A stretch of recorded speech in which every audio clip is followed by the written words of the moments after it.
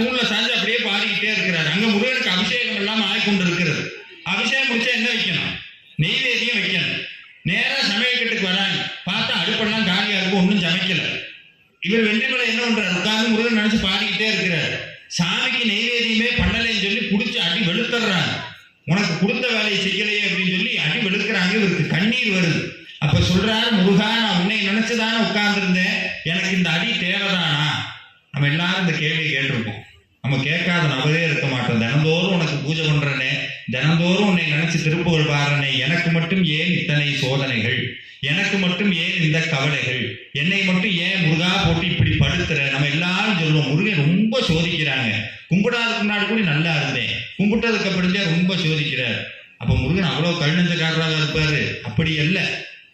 அப்படி ஒரு சோதனை வருதுன்னா வென்றிமலைக்கும் அதே மாதிரி எல்லாரும் சேர்ந்து அவமானப்படுத்துறாங்க.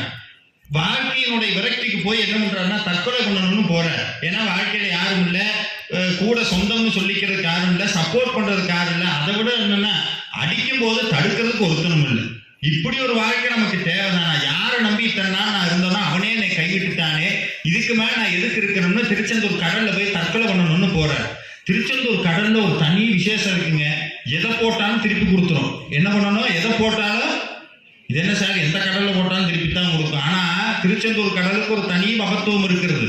யார் தற்கொலை பண்ணணும், வாழ்க்கையை முடிக்கணும்னு போய் விழுந்தாலும் திருப்பி அவங்களுக்கு யாரும் வாழ முடியாத அளவுக்கு நிறைவான வாழ்க்கையை வச்சு திருப்பி அனுப்பிச்சிடும்.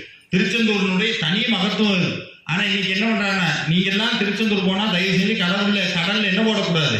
குப்பையை போடக்கூடாது, துணி அள்ளி போடக்கூடாது. குப்பையை போட்டா என்ன ஒண்ணு, திருப்பி பன்மடங்கு குப்பையை வாழ்க்கையில் கொடுத்துரும். அதனால இனிமே திருச்செந்தூர் கடல்ல போய் குப்பை போடக்கூடாது. அந்த வென்றிமலை கவிராயர் வாழ்க்கையினுடைய விரக்திக்கு போய் கடல்ல விழுந்து தற்கொலை பண்ணணும்னு போன, கடல்ல போய் நிக்கிறார். ஒரு நிமிஷம் யோசிச்சு பார்க்கிறார், யாராவது ஒருத்தங்க தடுக்க மாட்டாங்களா? தற்கொலைக்கு போற மனுஷன் ரொம்ப சாதாரணங்க. நம்ம நினைக்கிற அப்படியெல்லாம் முடியுமா? ஆனா உச்சகத்துக்கு போனோம்னு மனசு சொல்லுவோம், யாராவது ஒருத்தங்களாவது வேண்டாம்னு சொல்லுவாங்களா? அப்படி ஒரு உறவு நமக்கு இல்லையேன்னு வென்றிமலை கவிராயர் திரும்பி பார்க்கிறார். ஒருத்தரும் இல்லை. நேரா கடல்ல போய் விழுக போறார். விழுக போன நேரத்துல முருகப்பெருமான் வந்தார். விழுக போன நேரத்துல முருகப்பெருமான் வந்தார். அது எப்படி வந்தாரா? சாமி சொல்ற, எருமையில் ஏறி விளையாடும் முகம் ஒன்று, ஈசருடன் ஞான மொழி பேசும் முகம் ஒன்று. இத்தனை ஆர்வத்தோட முருகப்பெருமான் இந்த அற்புதமான கடல்ல காட்சி கொடுக்கிறார்.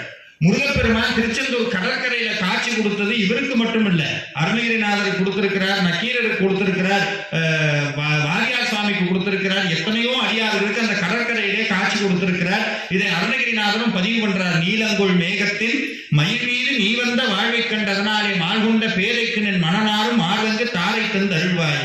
அப்படி கடல்ல காட்சி கொடுக்கிறார் வென்றிமலை கவிராயர். இப்ப உங்களுக்கு எல்லாம் ஒரு கேள்வி வரும், அது என்ன சார் இது?